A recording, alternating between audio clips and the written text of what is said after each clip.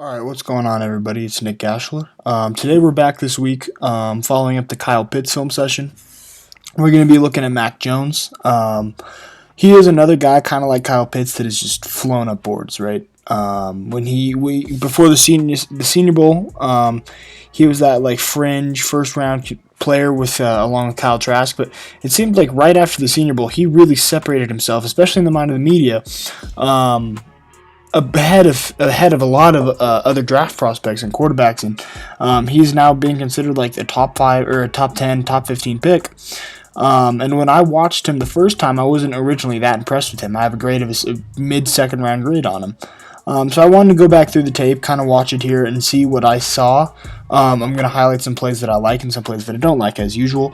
And we're going to be able to try and answer the mystery of Mac Jones, whether or not he's going to be the quarterback that the media is saying he's going to be, or whether he is more of a developmental quarterback that's going to take some time before he can end up being a really, really good starter on the next level, like a lot of people are saying. And this relates kind of back to the Tua situation. I would say that. Here's the thing. I don't get the Tua slander. He didn't play great last year, but he didn't play bad. With Drew Lock as your quarterback, if your favorite team's quarterback is Drew Lock, which is in which case mine is, I'd love to have Tua. So people are complaining about Tua's play, and especially in comparison to Mac Jones, but I think we'll get into it. But I think Tua's a better player, and was a better player at Alabama. Based on what I saw the first time, we'll see how we go in the second time through. Like I said last week, we're just going to be watching it. If I see a play, I'm going to rewind it and tell you about it and tell you why I like it. If I see a play that I don't like, we'll get into that as well. So let's get into it. This first play right off the bat really just showcases Mac Jones' arm, right? Gets that downfield. Beautiful pass. Really accurate to 8. Josh Mechie. Really good throw, right? He makes it right there and makes the play. Big time play downfield, and that just goes to show his ability to make big arm throws, be able to get downfield with that arm and stretch the field. I'm a big fan of this play. He's going to fake it and then get it up to his tight end right here. What I like about it is he's going to be able to adjust his arm strength and not throw a bullet here, but also throw a floater to where only his tight end right here can get it. He's just going to be running up, kind of like a wheel route and out, fakes the block, bad block for a second, and then gets upfield. But again, what I like about this play is how Mac Jones is faking it to the screen to try and get the defenders to bite downfield, which gives him the upward separation to be able to go up and get this ball. Didn't work out too well because it was timed a little bit early on. But as a whole, he does a good job of doing that, and then moves to his primary read, I guess, which is his tight end, number 87 right here. He's going to get the ball up. Not the most, arms, he's not popping with velocity on this throw, but at the same time, you don't need to, right? It's only a 10-yard throw downfield, about 10-yard throw downfield, and you're getting it where only that tight end can get it, and being able to make the play. Yeah, just I like the arm strength and I like where you put it. Great play. So there's good and bad about this play right here. And another point that I've heard spoken about Mac Jones in the last month or so is that he reminds a lot of people of Tom Brady. And in that case scenario, I would agree. Maybe not as good as Tom Brady, but the way he plays, the way he passes, his throwing motion really resembles Tom Brady. And this play is a really good example of it. It's just going to be a little dump off to Najee Harris, but he places it where only Najee can get it, and makes a really good throw right here. I like that play a lot. He puts solid zip on it, but at the same time, he's only staring really down that one read on Najee. He knows where the ball's going. This is a designed offense, and this is my big knock on Mac Jones. I hate quarterbacks that are coming from designed offenses. I don't think that it doesn't mean that they can't succeed. I just don't like the idea of it because it's going to take them more time to develop and more time to be able to get used to the NFL in a multi-read pro style system. And Mac Jones is a case scenario like that. A lot of times you see him just staring down one read, or he's in general just kind of reading the coverage on this side of the field to try and open things up for Najee Harris. Again, really Brady-esque throw. You see a lot of these throws from Tom Brady. Just dots up and then is able to get upfield to Najee Harris. Not a bad play. Right, and moving on, we have Florida tape here. Mac Jones, our quarterback, obviously. Here we just have a screen, but he makes a good decision, right? He gets a little bit flustered by the pressure because It's obviously a screen. He's going to have pressure. He can't get it to work, so he's just going to throw it away. Really smart decision. Doesn't let a sack happen, which would result in a big loss of yardage there. And he also doesn't allow an interception of some kind happen, like right here if he throws it right to Najee Harris.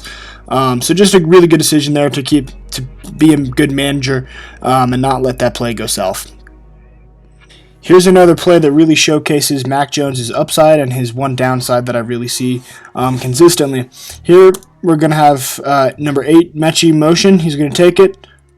Doesn't move his helmet at all. And let's go back and watch that so you guys can see it. Watch his helmet. Not moving at all. He's staring down his receiver the whole time. Fires a really good bullet and very accurate passes you'll see here. But as a whole, I need to see that helmet move around. I need to see him make multiple reads. Maybe look over here. Maybe look right here. Just as a whole, trying to go through his progressions, make sure he's making the best decision possible, and try and look off the safeties to get his guys more open. Great throw as a whole. A lot of really good zip on the football, as well as a really accurate pass. Solid mechanics behind it too. But I'd like him to, again, he needs to start learning pro-style systems and being able to play more proficiently there.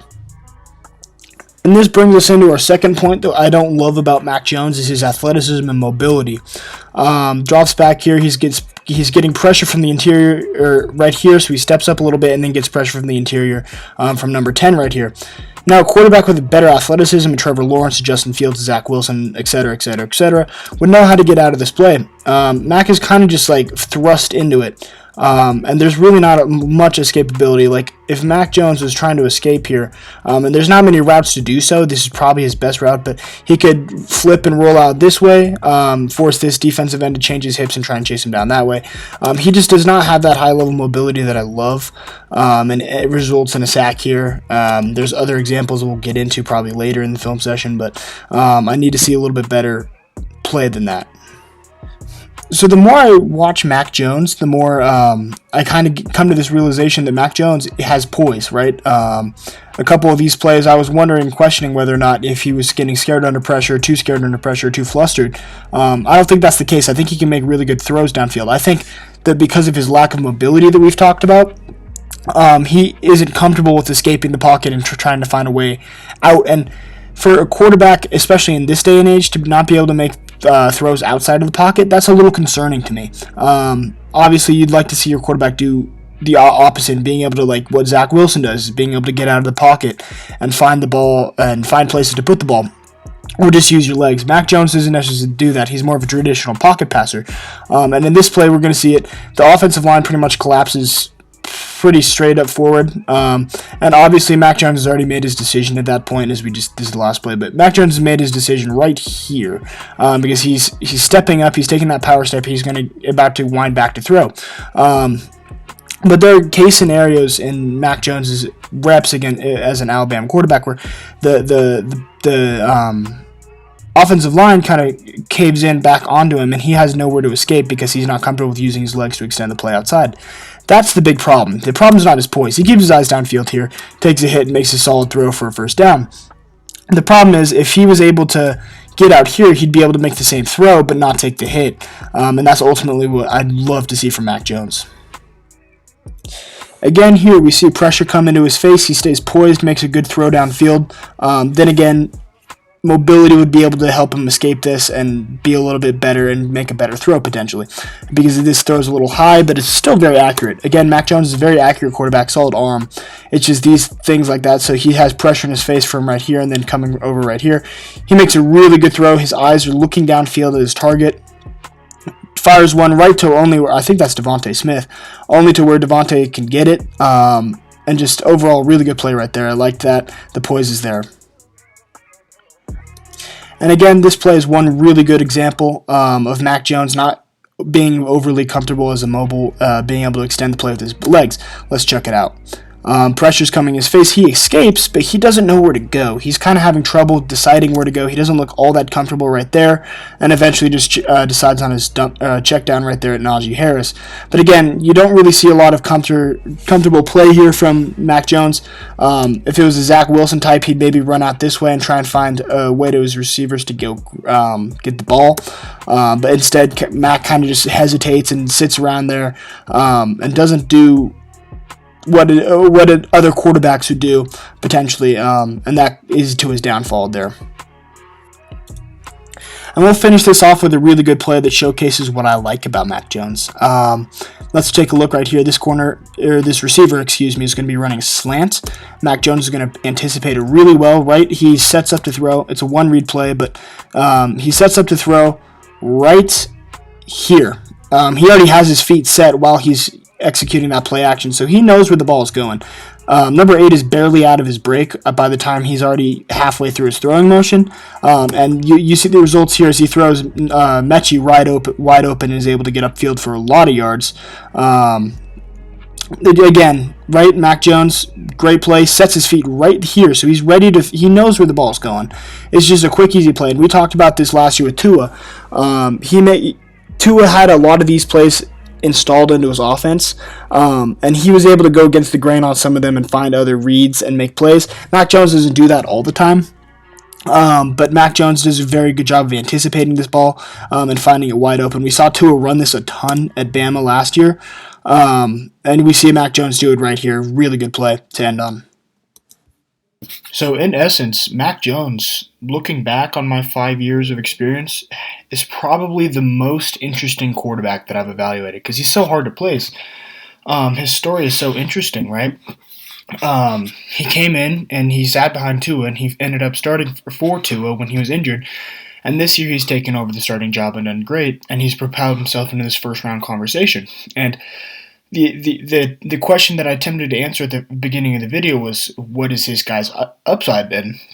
Well, I don't think he'll end up being like Tom Brady. He plays a lot like Tom Brady, and I mentioned that in the film session. The way he plays, the way he passes, his throwing motion, his mechanics are very similar, and he has a great arm, and he's very accurate. Not the best in terms of mobility, but it's not terrible. He's definitely not going to be relied on that, though, and he's a traditional pocket passer, and we haven't seen a lot of those come through the NFL draft in recent years. We've seen pocket passers, but they're also very mobile at the same time. Look at like a Joe Burrow or a Daniel Jones, who are primarily pocket passers, but can also use their legs to get free and escape. Mac Jones is one of those guys that doesn't really has that ability with his legs, and it's going to be interesting to see how he adapts to that on the NFL level, as well as how he is able to learn and develop in a new NFL system that's not like Alabama's. So, as a whole, I think he's definitely going to be a first-round quarterback. I mean, he has the skill sets, and he honestly might be a little bit higher than Trey Lance in my mind, and end up being that fourth quarterback on my board. So I think he has good upside. I don't think he's as good as Tua coming out, but he could definitely be better than Tua. Again, I feel like we need to give Tua another shot before we start slandering him and whatnot, but we'll see how he does this season. So if you enjoyed, make sure to hit the like button and subscribe. More content coming soon. I really appreciate you guys watching and keeping up with the channel, and we'll get more draft stuff going soon. So thank you guys so much, and I'll see you guys on the next one. Peace out.